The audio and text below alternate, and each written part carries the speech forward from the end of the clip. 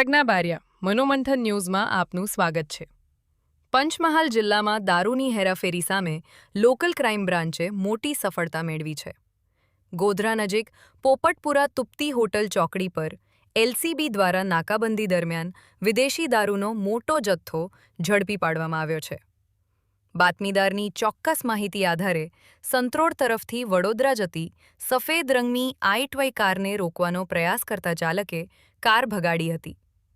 પોલીસના પીછા બાદ વણાકપોર સીમ વિસ્તારમાં કાર રોડ પરથી ઉતારી દેવાતા બંને આરોપીઓ ભાગવા જતા ઝડપાયા. કારની તપાસ કરતા કિંગફિશર એક્સ્ટ્રા સ્ટ્રોંગ બિયરના 840 ટીન 2 મોબાઈલ ફોન અને રોકડા રૂપિયા મળી આવ્યા.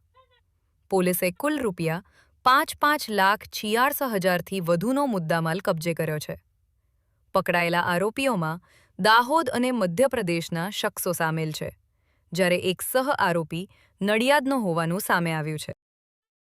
આ સમગ્ર કાર્યવાહી પંચમહાલ રેન્જ પોલીસ મહાનિરીક્ષક અને પોલીસ અધિક્ષકના માર્ગદર્શન હેઠળ એલસીબી ગોધરા દ્વારા હાથ ધરવામાં આવી છે. આરોપીઓ વિરુદ્ધ ગોધરા તાલુકા પોલીસ સ્ટેશનમાં પ્રોહિબિશન એક્ટ હેઠળ ગુનો દાખલ કરી વધુ તપાસ હાથ ધરવામાં આવી છે. દારૂની હેરાફેરી કરનારાઓ સામે પંચમહાલ પોલીસની કડક કાર્યવાહી યથાવત છે. મનોમંથન કાર્યાલયથી